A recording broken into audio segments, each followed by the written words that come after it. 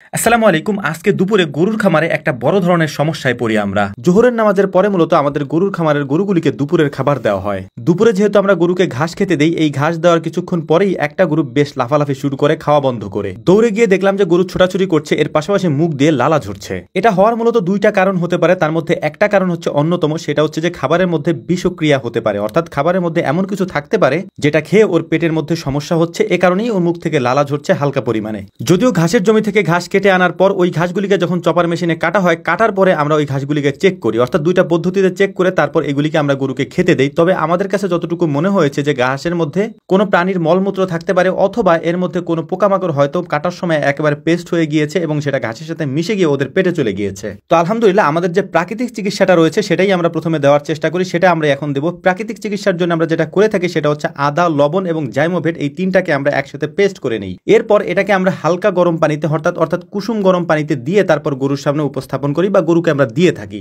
এভাবে দেওয়ার পর যদি একা একা গরু সেটা খেয়ে নেয় তাহলে তো কোনো কথাই নাই, কিন্তু যদি না খায় সেক্ষেত্রে আমরা একটা বোতলের মধ্যে ভরে সুন্দর করে ওকে খাইয়ে দিই। তবে এখানে একটা সতর্কতামূলক কথা আপনাদেরকে বলে দেই, যারা একেবারে নতুন অর্থাৎ গরুকে এভাবে বোতলে ভরে তারপর গলার মধ্যে খাবারটা খাইয়ে দিতে পারেন না বা নতুন করে খাইয়ে দিতে চাচ্ছেন, তারা এই কাজটা করার ক্ষেত্রে অত্যন্ত সাবধানতার সাথে করবেন, কারণ এইটা অত্যন্ত ঝুঁকিপূর্ণ একটা কাজ। যদি কোনোভাবে খাবার বা পানিটা যদি কোনোভাবে গলার মধ্যে না গিয়ে শ্বাসনালীতে চলে যায় তাহলে কিন্তু গরু মারা যাওয়ারও চান্স আছে। তাই অভিজ্ঞতা ছাড়া এবং অত্যন্ত সাবধানতা ছাড়া এই কাজ কেউ করতে যাবেন না। অভিজ্ঞ লোক দিয়ে এই কাজটা করানোর চেষ্টা করবেন ইনশাআল্লাহ। আলহামদুলিল্লাহ আমাদের যে বকনা গাভীটা আছে ওইটাকে আমরা ওই ওষুধটা বা আমাদের যে প্রাকৃতিক চিকিৎসাটা আছে এটা দেওয়ার কিছুক্ষণ পরেই ওটা সুস্থ হয়ে গিয়েছে। এরপরে আমরা যেটা প্ল্যান করেছি সেটা হচ্ছে যে এই ঘাস যেহেতু আমাদের অন্যান্য গরুগুলিকে আমরা দিয়েছি, তাই আমাদের এখানে যে গাভীগুলি আছে এই গাভীগুলি বাদে বাকি যে ষাঁড় বাছুরগুলি আছে সেগুলিকে বের করে আমরা পরীক্ষা করছিলাম যে আর কোনো গরুতে কোনো সমস্যা আছে কিনা। ভিডিওর মাঝখানে খুবই গুরুত্বপূর্ণ একটা কথা আপনাদেরকে বলে দিই, সেটা হচ্ছে গতকালকে আমরা একটা ভিডিও দিয়েছিলাম দেশি সরিষা ভাঙানোর একটা ভিডিও। এই সরিষাগুলি সংগ্রহ করার পর থেকে নিয়ে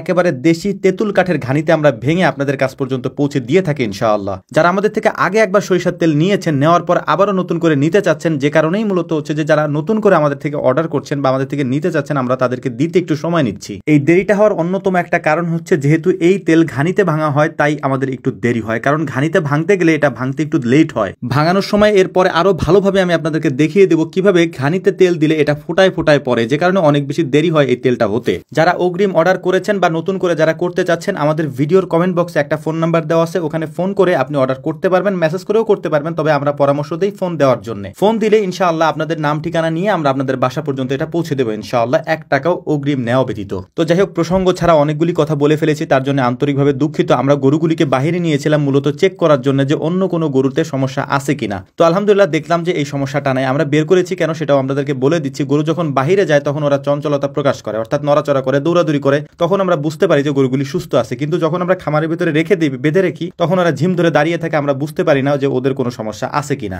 তো যাই হোক, আলহামদুলিল্লাহ আমাদের জন্য দোয়া করবেন, খামারের জন্য দোয়া করবেন। আসসালামু আলাইকুম রহমতুল্লাহ।